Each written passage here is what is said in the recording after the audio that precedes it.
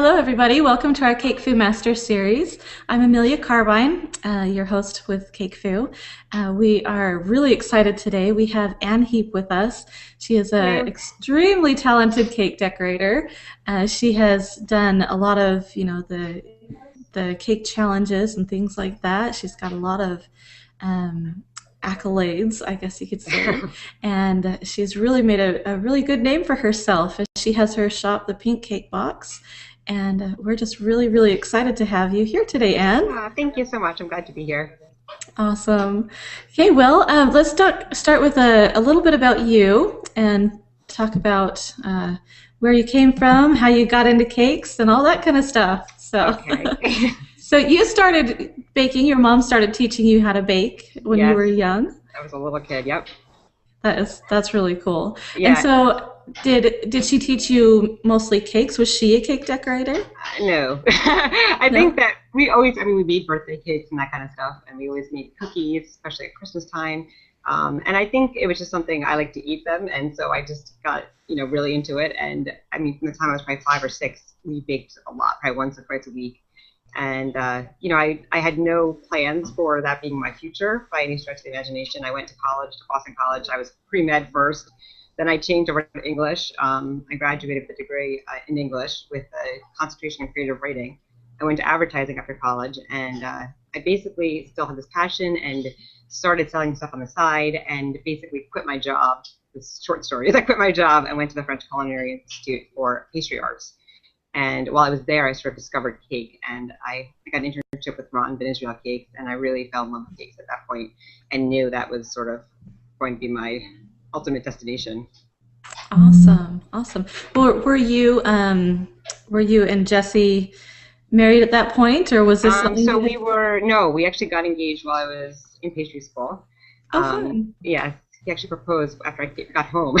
One day from pastry school, it was July, and I don't know what I was thinking, but we made ice cream that day, and I brought it home from the city, and it was melted all over my hands. Oh no, He tried to stick the ring on my finger, and I was like, "How do I wash it's this sticky sticky. icing off?" So we got married, and he's in IT, so he actually started my website for me in 2005, and he was sort of the impetus for having a dynamic site with changing photos. And at the time, I don't think there was too many cake websites out there that had kind of rotating pictures on their blog. Mhm. And he was really excited about it, and it really has helped our business a lot. It is nice to have a technical guy, It is, someone that it really is. knows how to work a computer. Yes. Or if you know how to work a computer, that's Yeah. really Yeah. it's I mean, I know really how to nice work to it, but have. not the way he does. Yeah, exactly. Yep. I've had to learn a few things, Yeah. running the Yeah, website. you seem very savvy. I try. Yeah. Sometimes I screw it up, but I do the Okay. best I can. Yep. All right. So you want to talk about your Food Network challenges and For sure. TLC and that kind of thing? Sure. So I've been on 3 Food Network challenges. Two of them were sort of when I first started. The first one I ever did was a disaster. And as sort of they were progressed, I got better. And then I did two Ultimate Cake Off challenges, and we won the Legoland challenge. That was a really fun one. We built this 7.5 foot tall cake that spun. Each Lego piece kind of spun in different directions. We had a water slide. It was very very intense cake, but it was a Yeah. very fun experience. I Um, remember I remember that one. That one yeah. was really, really cool. So which one was your first one that was the disaster? My first one was what was it called? Battle of the Brides. It was we weren't allowed to bring our own assistant, so they paired us each with a bride, and we had Ah. to make their dream wedding cake. And of course, like I had this plan of like it's white, pretty wedding cake, and they put me with like this rocker girl who wanted this like guitar cake with all these bright colors, and very naively, I agreed to kind of change my entire design and try to do this for her in 8 hours. And I mean, I was so Oh, out of my element. wow. So yeah, That that's a tough thing to do. yeah, it wasn't a good scene, but I learned a lot from it. Awesome. Yeah, Awesome. Well, that's really fun that you've been able to have those experiences. it is And fun. A lot of people ask me about them and say, "Is it really like? Do you really have to do it in 8 hours?" Yeah, you do, and it's not real life, so it's kind of, it's the one nice thing is that it's. I would be mortified if that was like a customer I had to make that for because you worry about what would happen in 8 hours, but they throw so many weird elements at you that it's ridiculous, but kind of fun at the same time. Yeah, yeah. You know, I hear a lot of people say, "Oh, the cake shows make people think that you can get a cake thrown out together in Oh in yeah, 8 hours." And right. people call me last minute, "Where's my Yeah, cake?" right. you I mean, know. because the structures alone take like multiple hours to build, so it's Exactly, yeah. exactly. Well, I know, when I did I only did Ultimate Cake Off, but Hmm. when I did that, it took, we were last minute, I guess the backup crew. Okay. And so, yeah, it took days to just Yeah. even figure out what the structure was going to be, Oh let yeah. alone, getting it all pulled together and Right. supplies and all of that. And So, getting it out there, and it's like yeah, it's a yeah. Yeah, whole and ordeal. if you're doing a more extreme cake, that could take Right. months, Oh to yeah, get everything definitely, worked out. definitely. Yeah, While you're like yeah, trying to run a business on the side, exactly. Oh, yeah. So, but that's what Yep. makes it fun, I guess. Yep. So, and it says on here that you are on the board for Icing Smiles. That is just the Yes. coolest thing. Yeah, it's a How did great you organization. how did you get Um, involved in that? um, I don't even know how we got involved in the beginning. I think we heard about Tracy and sort of the organization. I think maybe we reached out to her and said we wanted to participate in just sort of, you know, doing cakes for kids that, needed it. And Jesse sort of got involved and has been helping a little bit here and there with sort of the technology aspect of it. Unfortunately, he hasn't been able to give as much time as he wants. He's so busy with work and helping me, but we try to sort of tag team and help out as much as we can with it. That's great. Icing Smiles is a really great organization, It is. and yeah, it's one It's that, very impressive. yeah. I hope that we can sort of help raise more funds and everything to help them really get the outreach that they need. Yeah, definitely. If you can be a part of Icing Smiles, you should, because Yes, it's really great. definitely, It is. definitely.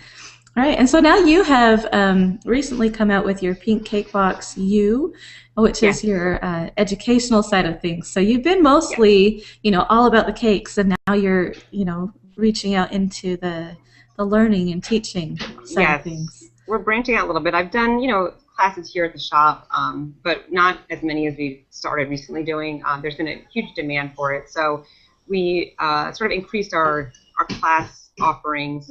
We sort of concentrate more in the winter months, just we're slower here, but we will be offering a few throughout the spring and summer as well.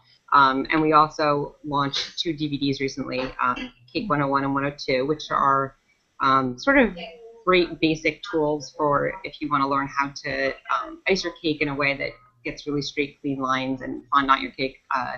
Also the same with straight, clean lines. We get a lot of emails we get are just kind of say like, how do you get your cake so straight or so perfect or so clean? So we figured that was sort of a good first step for people because without that, you can decorate the cake beautifully, but if it's not nice underneath, then you don't get the same result.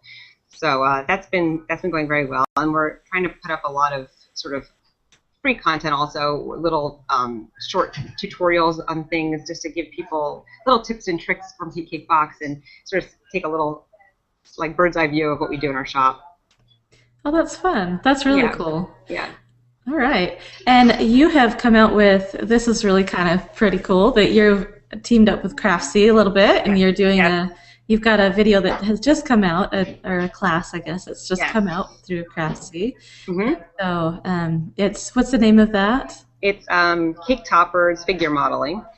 Cake So we're toppers. yes. It's funny that I can't remember saying because I have to say it so many times when we're taping that I'm like stumbling over it now. So we're doing sort of basic gum paste figures, nothing crazy detailed, but sort of more so people get an understanding of structurally how to create the figures, from a lying baby, a sleeping baby, to a sitting figure to a pregnant woman, and then finally we do a standing person. So it sort of Great. runs the gamut of A structure. positions. Yeah, Yeah. that's really great because I think that, a lot of people can put together a little figure, but how do you structure it so it's not going to fall apart? So Right. that's really Right. that's really Exactly. important. So that would be It a is really very great important. class. Yeah, it is. Good. It's Well, very, speaking of your Craftsy class and your yes. cake toppers, that's the training that we're going to be doing today. Anne is going to be showing us how to do a cute little sculpted little lion. It's so Yep. cute. It's totally Anne Heap. So I was really excited about it. All Oh, good. right, Thank you. so I will just let you, oh, sorry, choking a little bit. I'll let you just take it from here and you Okay. can just explain everything. Okay, so if you know how to use gum paste, obviously this first picture is a little obvious, but we do get a lot of questions from people about coloring gum paste and if it comes colored or not, and if you make your own or purchase it. You can make your own gum paste. We use satin a lot. We also make some of it ourselves as well for certain different projects. But it does not come colored as far as I know from anywhere, so you do need to color it yourself. The nice thing about coloring it yourself is you have control, obviously, over the shade and color. We Mm-hmm. use mostly AmeriColor gel colors, and you just add a little bit to your white paste.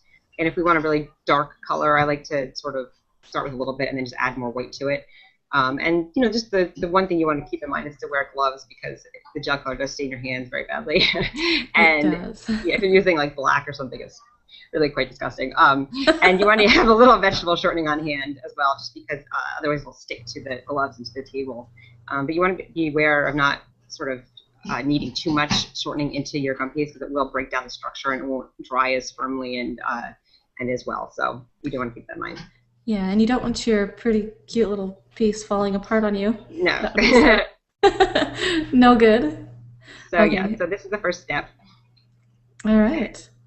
Oh yes, and store the gum paste in a plastic bag, Oh yeah, obviously. that's right, because it will dry out. It will dry out very quickly, yes. And if you do store it in a plastic bag, it will stay for a long time. So if you don't use all of it right away, we like to store them in like Ziploc bags, and then we put them in like old fondant buckets, and they'll last for months. So if it gets too hard, you'll know if it's too hard. You won't be able to knead it, so you can throw it away.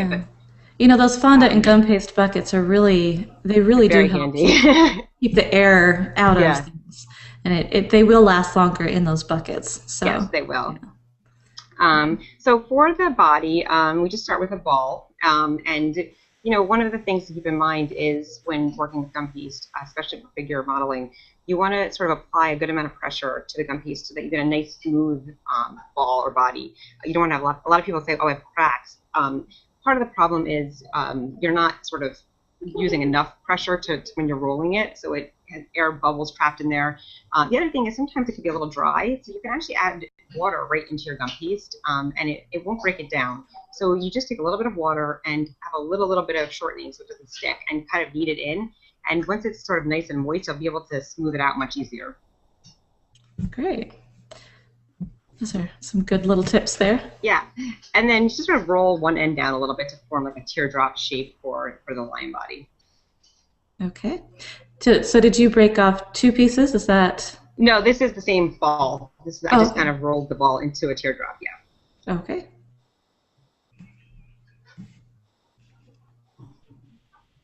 And then this is just a stitch tool that you can get at a cake supply or Michael's or something like that. And this is for like a cute child's or baby cake. You just stitch up the body and down the back, and it gives it a cute stitched look. Yeah, I love the cute little figures that have the stitching. I Yes, just think it's that's so very cute. sweet, and it adds a little. It's not very hard to do, and it adds like a cute little touch. It's a really, good effect for just not Yeah, very much work. yeah, exactly. So this is just a skewer that we stick through the body and into just a cake dummy.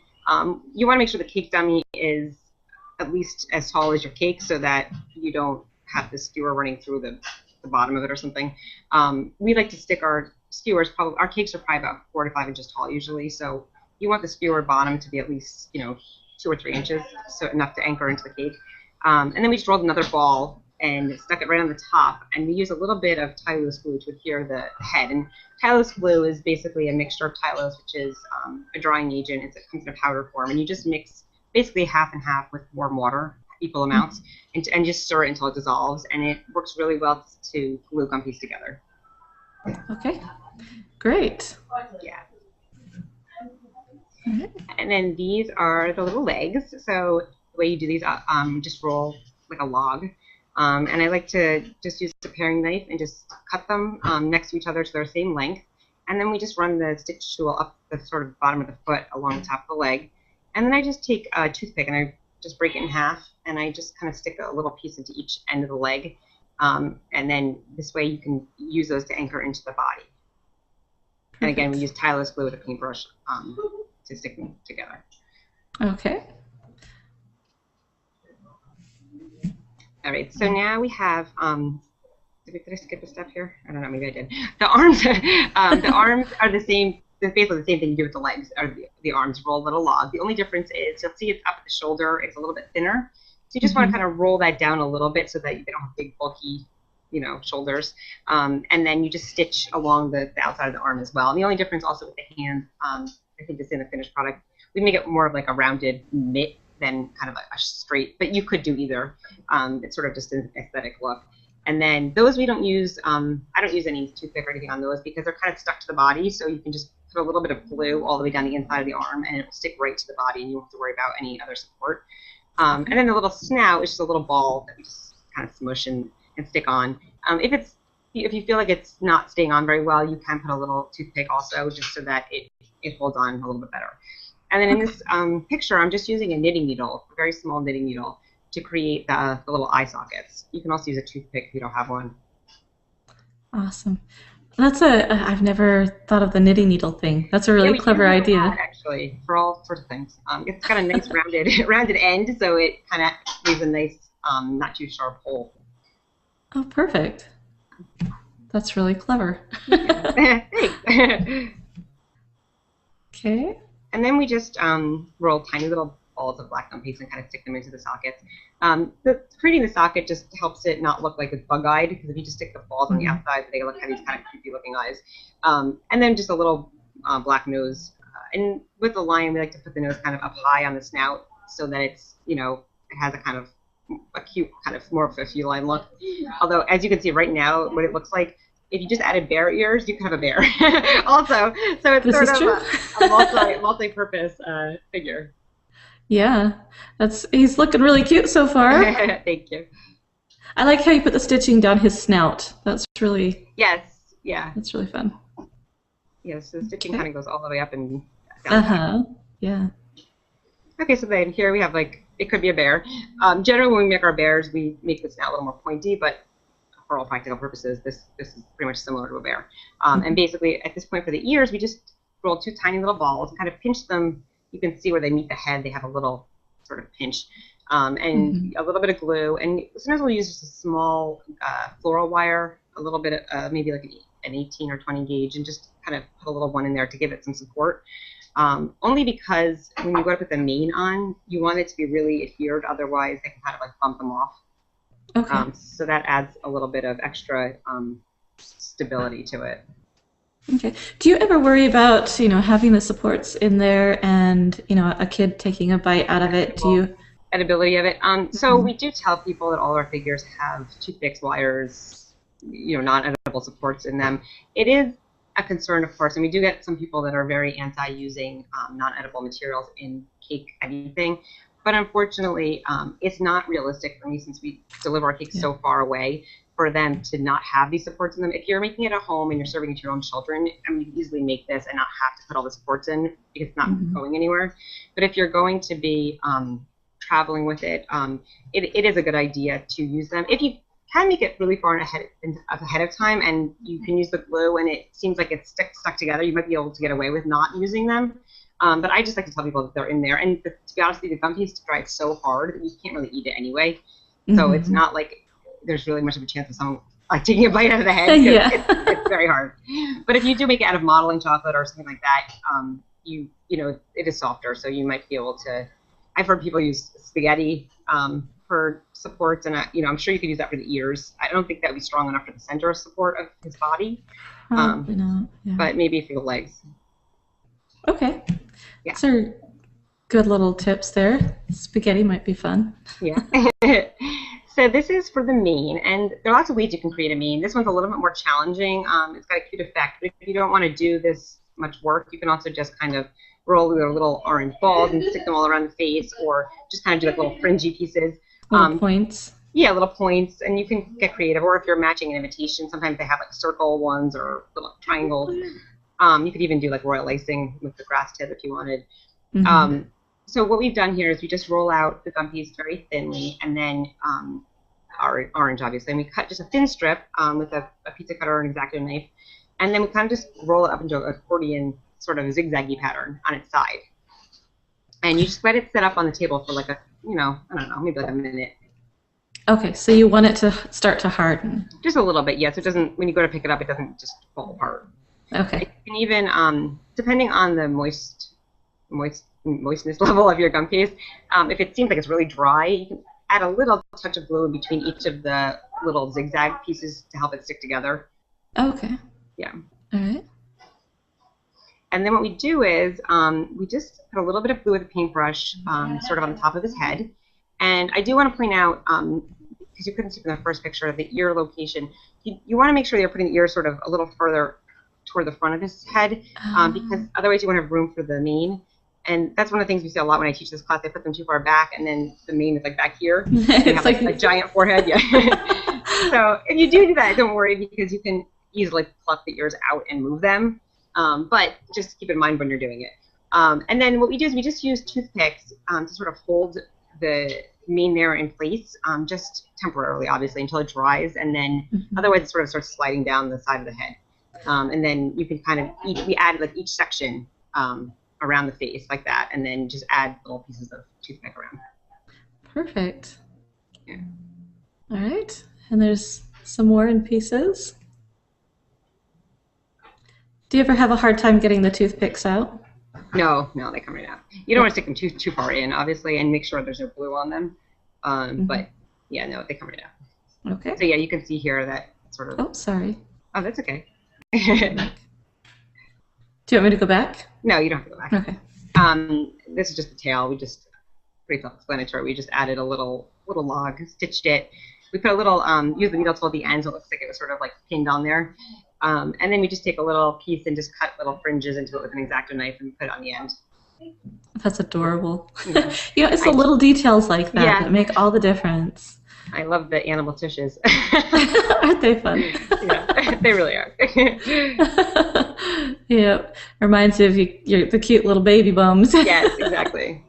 They're just too cute. I know. Oh, look at him. And there he is, all done. And you can add. We add sometimes party hats or little bow ties, or whatever you want to dress them up. You can add different colors, like on the belly if you want, or little shoes, feet, whatever you want. Oh, cute. Cute. All right. Okay, so I think that's the tutorial part of things. You're sharing a recipe with us, and we'll, I guess, take a look at that. For those of you that want the instructions for this, it wouldn't all fit on the slide, so I'm going to be putting it up on the website later on today. So if you want to go to our blog, cakefu.com, and you'll be able to find it there. Yes. So, but this looks so yummy. Yes, I do enjoy crumb cake. It's one of the things that my mom actually and I used to make all the time. So, Oh, that's fun. Yeah. To me, that's something same with me. That's the kind of desserts that my mom always liked to make. Yeah. The crisps and Right. The coffee cakes and things like that have that crumbly texture Right. to them. Nice Love comfort it. food, yeah. It is. It is. All right, so this one is just a fairly basic cake. But Yeah, then it's a you put basic sort of New York style crumb cake. It's a buttermilk in the cake, so it's very moist. I personally like a lot of crumbs, so this recipe is like literally like this much cake and like that much crumb. So if Awesome. you don't like that, then you can almost like half the recipe, or maybe like by a third reduce it. But I personally I think the crumb is the best part. So I would make it just this way too.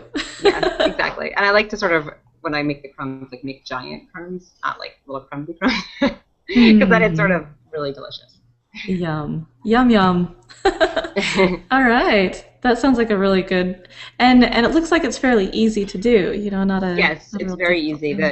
thing. You melt the butter for the crumbs, and you don't even have to like mix it. You just can mix it with your hands after you just melt the butter and dump it on top of all the crumb toppings. Do that ahead of time so it's not too warm when you go to put it on, or it will sink to the bottom. So Hmm. do the crumbs first, and then just make up your cake batter and throw it in your pan. And you can even make muffins, crumb muffins like this. I was just going to say the same thing. Yeah, I bet that you could probably make a muffin out of this. you can, and you can even spread like a little raspberry jam before you put the crumbs if you want to have that as well. All right. Make it more Oh, fancy. Yeah. my bad. I Go put ahead. Amelia's favorite recipe instead of Anne's Oh, I favorite didn't even notice. recipe. Well, see, you were I foreseeing that it's going to be your favorite recipe. I use my one of my old ones as the template for Don't everyone. worry. So I'm sorry. This is Oh, it's Anne's fine. favorite recipe, but it would be mine too, I'm There sure. you go. Just as well. All right. And like I said, we'll have the instructions on how to put this together on the website. So, all right. Well, let's get to our questions. I'm sure that we have a whole bunch. It'll take me just a minute to pull these things up. Okay. Sorry, it takes me a second No these days problem. to get them found.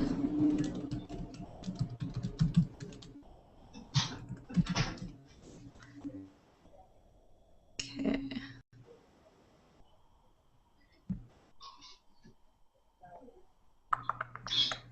Okay. Let's see. Our first question is from Stacy Urbina. Oh, and by the way, for those of you that are wondering how to ask a question, if you came in late, there is down below this screen, there is an ask a question box so you can go in there and type in your question and we'll get that answered. And also, for those of you that may have been uh, a little bit late, you can. This is the spot where we'll do our giveaway. So make sure that you're familiar with the ask a question part. So ask your questions. Okay, let's see. Stacy Urbina. I, I hope I say that right. I just every time I have to apologize. I hope I get your names right, and if I don't, I'm so sorry. Okay, so Stacy asks. Anne, you're so talented. What is your favorite part of what you do? Oh boy. Well, let's see. I love when I get to meet customers and sort of hear what their event is going to be like, and sort of, especially if they don't really have necessarily a vision, and we kind of create something together, um, and then when I kind of see that drawing come to real life, it's really exciting for me. And of course, the ultimate happiness is when you see the customer's face, or you get a great testimonial saying how the cake was the centerpiece of the party, or the birthday person was a surprise, or the wedding cake made their memory so much better. It's just so rewarding, and it's such instant gratification on a selfish level, because it's every week I get to I get to see it. It's not like I have to wait for like months. Uh huh. So it is definitely instant gratification, to see and hear people's responses to your artwork. Well, that's the best part of what we do, isn't it? Yeah, I yes, think that at least you and I were one and the same because that's my favorite exactly. parts too. I know, and a lot of people say like, "Oh, don't you hate like getting rid of the cakes or cutting them?" Or, but I don't really feel No. that way. I feel like that's what they're meant for. That's their destination. Exactly, Yeah, exactly. And the one of the best parts is having people cut into it and taste it. And, oh, this is so good. right, right, So, exactly, yeah. exactly. All right, so we have Rachel Squirrel Squirrel says, "Do you think that pursuing education as a pastry chef is essential in the world of cake decorating?"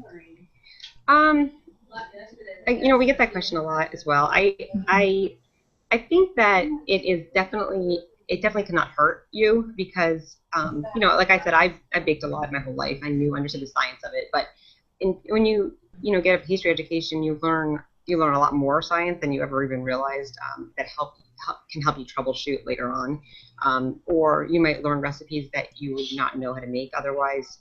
Learning how to make custard and mousse, and whether it's working with sugar, like poured sugar or blown sugar, you never know when that knowledge might come into play.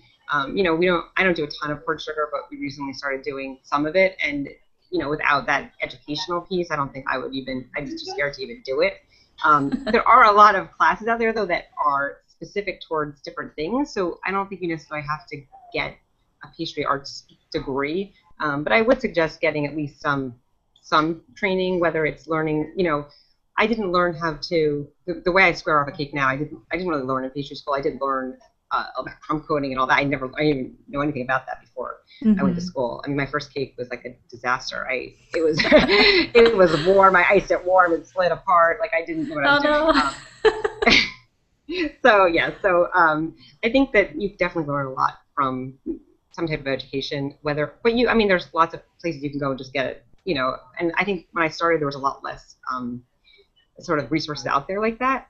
So, I would suggest definitely getting some sort of education, whether it's just sort of more direct, distinct skill set that you might not have. But it's always a good idea because instead of reinventing the wheel, like learn from people who know what they're doing, and then develop it your own a little bit more. But at least you don't have to start. Like some of the things I did, I was like, why did I wasted so much time? I wish I knew. I totally agree with you completely. And that's what things like this are for. That's what, your classes that you're teaching, exactly. And the Craftsy classes, that's what these are all about. This is education, and it's worth investing in.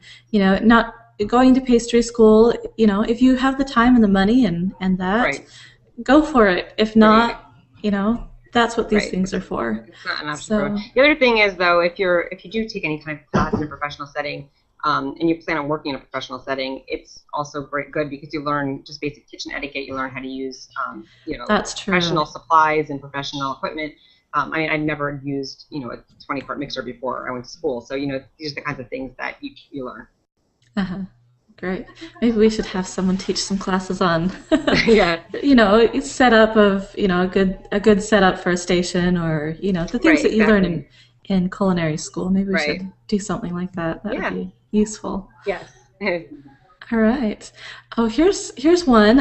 If we can touch on this really fast. Gloria asks, how can one get involved with Icing Smiles, and what and who does it benefit? Sure. Icing Smiles, you can. They have a website. You can go. I think we have a link off of our website. Pretty sure we do. And they also on Facebook. You can find them. And basically, you can, if you want to be a baker for them, you can contact them and let them know sort of that you're interested in. And basically, what happens is if there's a child, usually they're quite sick, terminally ill, and they sort of are contacted, and or the Icing Smiles is contacted. They might have a special birthday or something, and they'll tell you that the child needs a cake in wherever, Minnesota, and then they'll reach out to the bakers that are in that area and say, can you fulfill this cake for this specific weekend, whatever, give them the details, and then they work with the actual customer and then provide the cake, and it's a volunteer.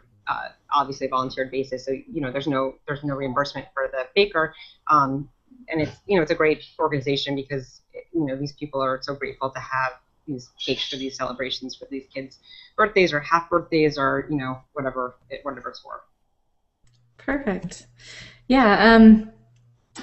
I've done one Icing Smiles cake, and that was really it was so rewarding. It's so rewarding. I was caught up in the moment of making sure the cake gets there and set up and everything. Yeah. But my husband, he told me afterwards, he said, I had to leave the room. I was choking up so bad.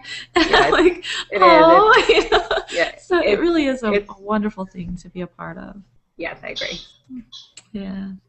All right. So let's see. Tara asks, where's a good online source for a lot of products that you talk about, like your glues and things? We live in a small town. Our closest source is Michael's, and it's over 2 hours away. Okay. Well, so the Tylose you can get, I think, at most cake decorating supplies places. We get a lot of ours from CK Products, but I think you have to be wholesale purchase from there. You do? Okay.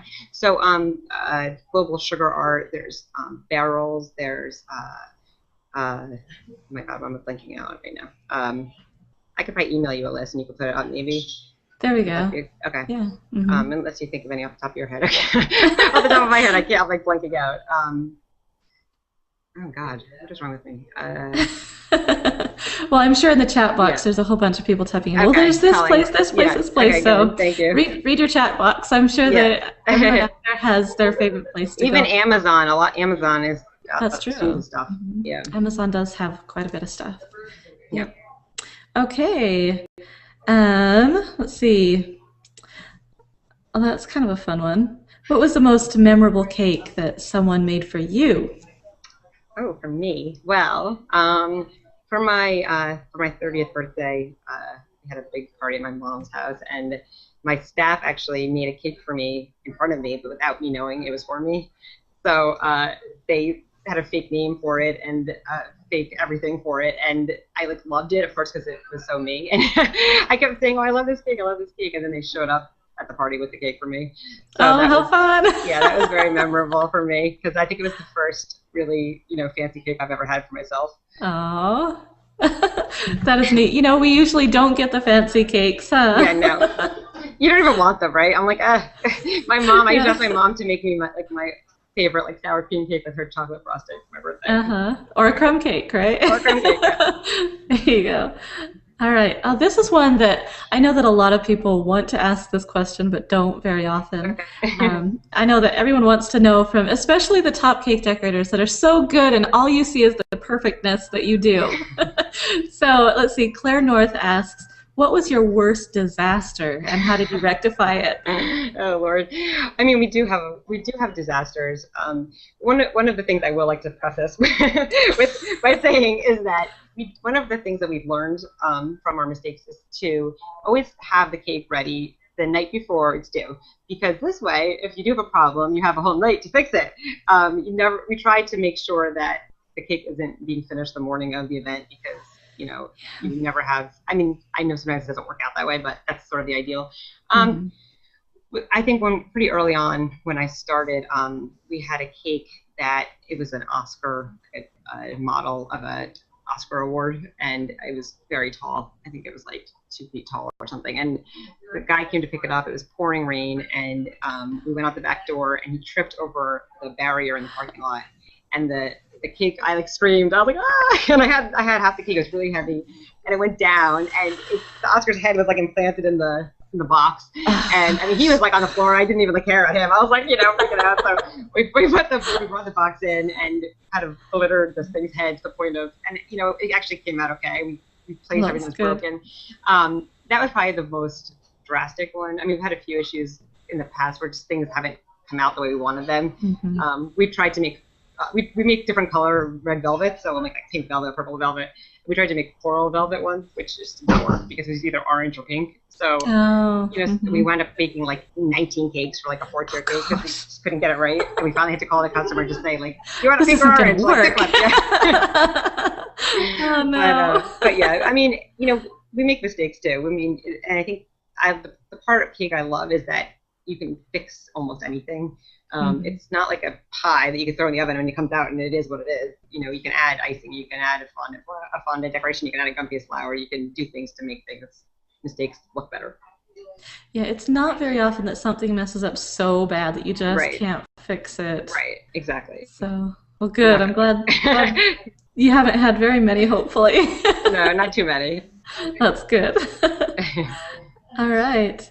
Um, let's see. Carol Ann asks, "What do you add to your fondant?" Or this might be um, do you add anything to your fondant to make it cover a cake smoothly? No, we don't add anything. We do use satinized fondant. We, color it. We use their pre-colored fondants and mix our own shades from it. If the fondant is a little bit dry, you can add a little bit of water and shortening into it. If it's a little bit too wet, you can use a little powdered sugar. Some people like cornstarch. I prefer powdered sugar to cornstarch to help prevent from sticking. But one of the keys is to roll your fondant nice and thin and to make sure the cake that you're fondanting is cold and the buttercream underneath it is nice and hard, and it makes it much easier to cover your cake. Okay, great. All right. Vicky asks, "What type of scalpel do you use, and where do you buy them?" We use mostly just X-Acto knives Okay. that you can get at a craft store, or sometimes just if it's not a real intricate detail, we'll use just a paring knife or a pizza cutter. Okay. Yeah, those paring knives with the sharp tip, they Yeah, usually work just they work fine pretty well. Yeah, for yeah, we use mostly, yeah. yeah, and the X-Acto knives you can get like the self-healing mats to cut on them from Michaels or something, and those work really well also, so that you don't ding up your table that you're cutting on. There you go. Nice. Okay. Let's see. This is a whole nother class, but Okay. Jennifer asks, I love your cakes. How do you get such crisp top edges on your cake? Mine are never that sharp. You gotta buy my DVD. Exactly. It's in your 101, right? Or is it in your 102? For the buttercream is 101, yeah. 101.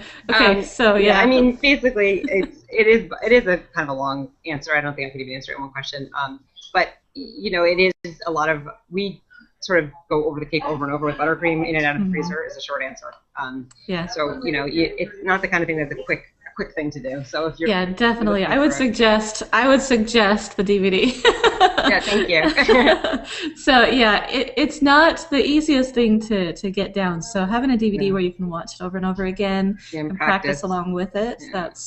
that's probably your best bet. Yeah, and don't get frustrated because it does take a while to sort of get the hang of it. Yeah, But it once you does. get it, It you're like, takes some time. oh, Yeah, once you do, you're just like, oh, cool, yeah, I exactly, did exactly. it. Yeah. Let's see. Someone asks about isomalt. Do you know much about isomalt? So yeah, we do use isomalt when we do our pork sugar. We always use isomalt. It's much easier to work with because it's not quite as volatile as sugar. It doesn't turn to caramel as quickly, and so it's pretty easy to use. You only have to use a little bit of water with it to cook it. You don't have to start from a full like wet sand kind of thing. And it just seems to be a little easier to work with. We use it for like poured sugar, wine bottles, and that kind of stuff. But we don't do a ton of isomalt. Okay. This person is she is talking about her isomalt melting after a while. Do you ever have that problem?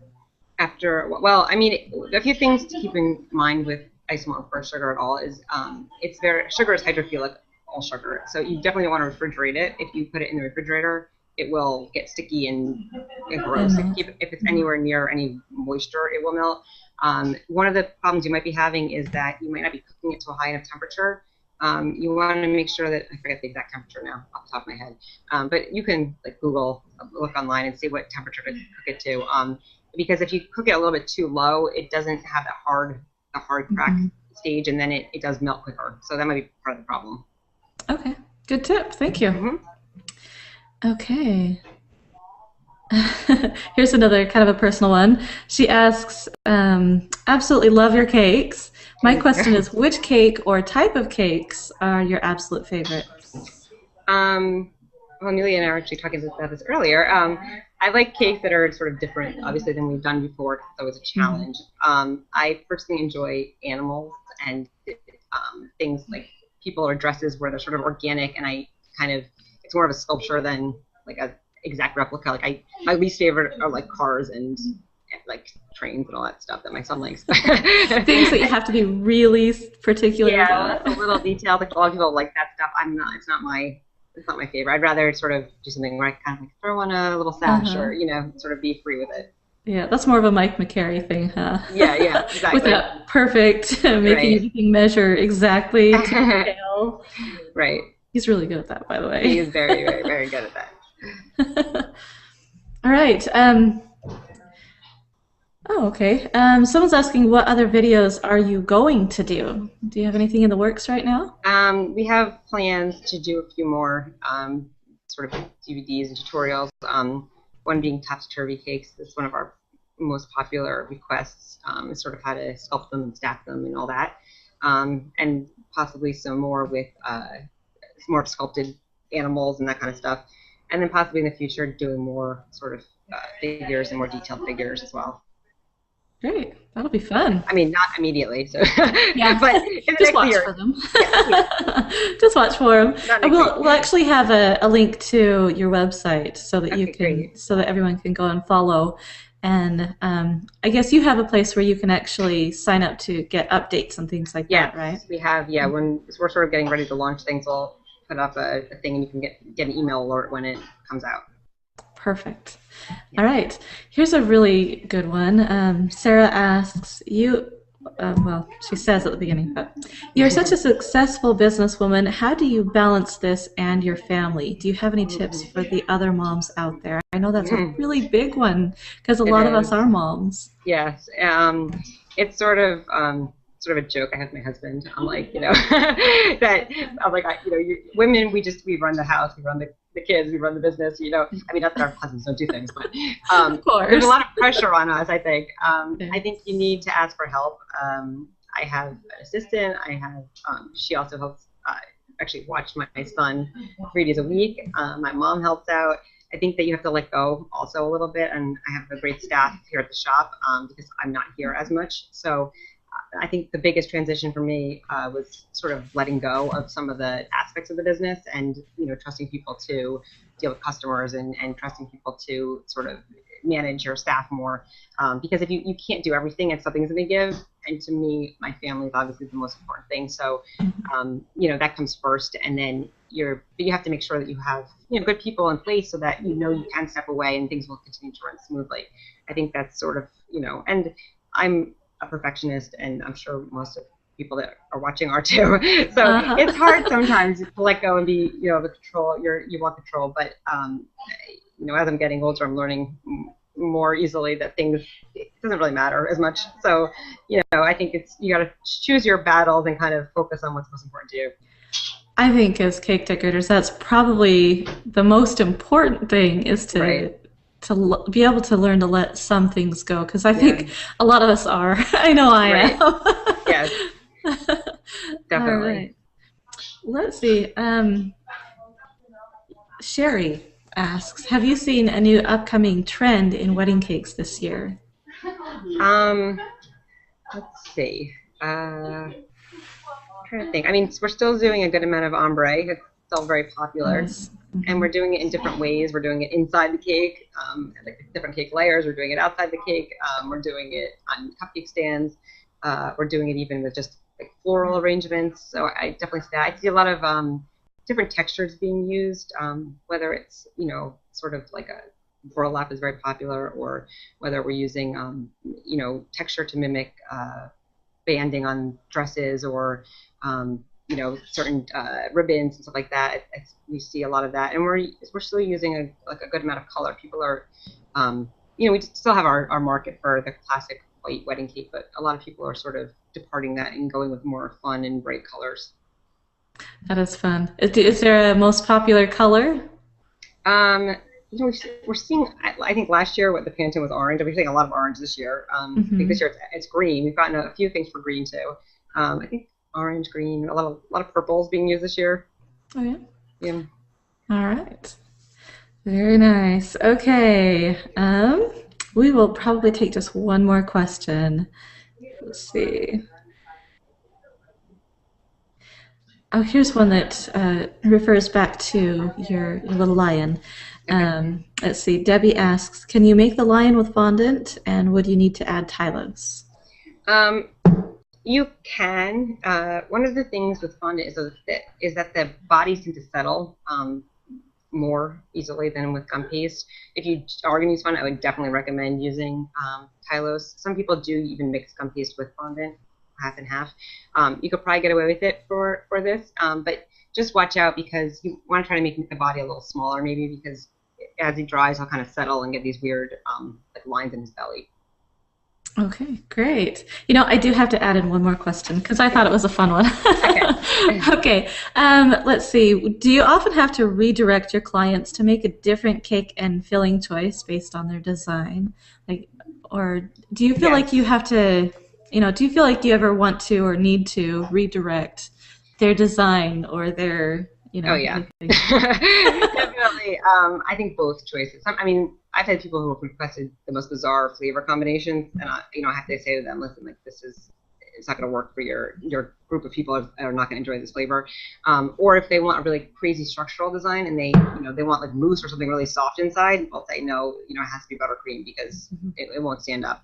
And then if you for design, people sometimes have ideas of what they want to look good, or they're so scatterbrained that they like 50 different cakes and they want to like merge them all into one, and you have to sort of have them focus on what their favorite part of which cake is, and then we kind of go from there. Mm-hmm.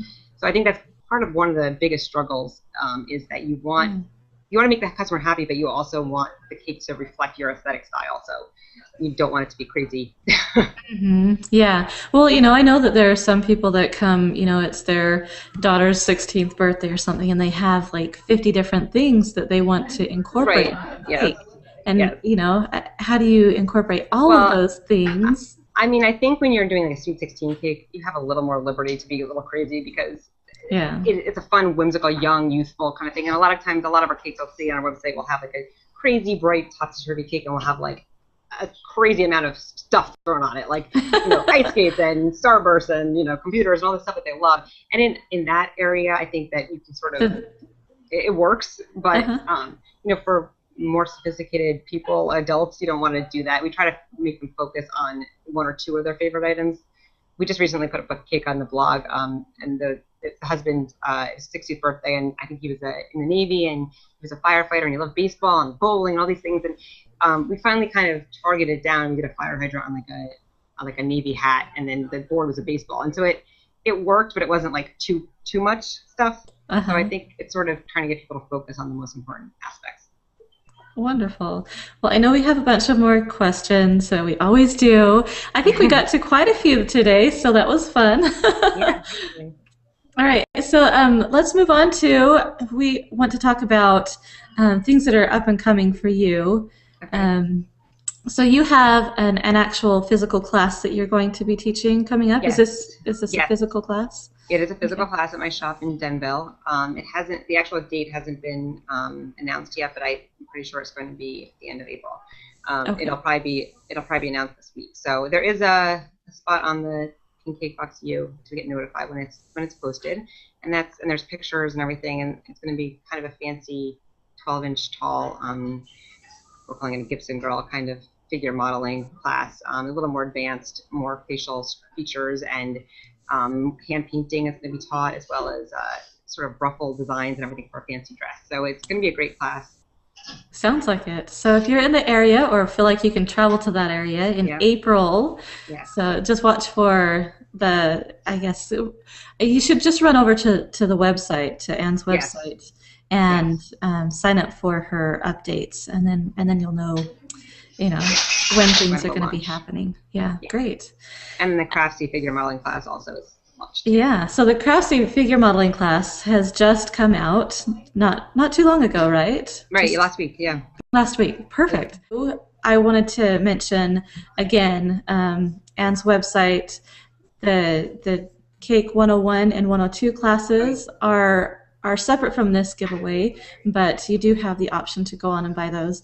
And also, if you don't win the Craftsy class, please go on and buy it anyway, because I mean, figuring out how to do the figure modeling and things like that, if you can get a little bit of help with structure, especially, that'll help a lot. Yeah, definitely. Okay. Figure modeling class that you definitely want to go on to Craftsy and check that out. And yeah, well, thank you so much, Anne, for coming Oh, on. you're so And welcome. Thanks for having me. oh, you've just got that spunky fun personality, and I'm sure that that's why you do Thank so you. well with your cakes and Thank with your you. business and all of that. So Thank you. so yeah, thank you so much, and thank you everybody that listened in. And I guess we'll see you. We're actually working on making these CakeFu classes every week instead of every other week now. So we are working away. So I hope you guys can join us next time. For those of you that a few weeks, I guess it's been a month or two back, Paul Joachim was on, and it didn't record, and so a lot of you missed the training. And so we are actually going to have him back next week. So yay! Exciting news for that. All right. Well, thank you so much, and we will see you guys all next time. Bye. Bye.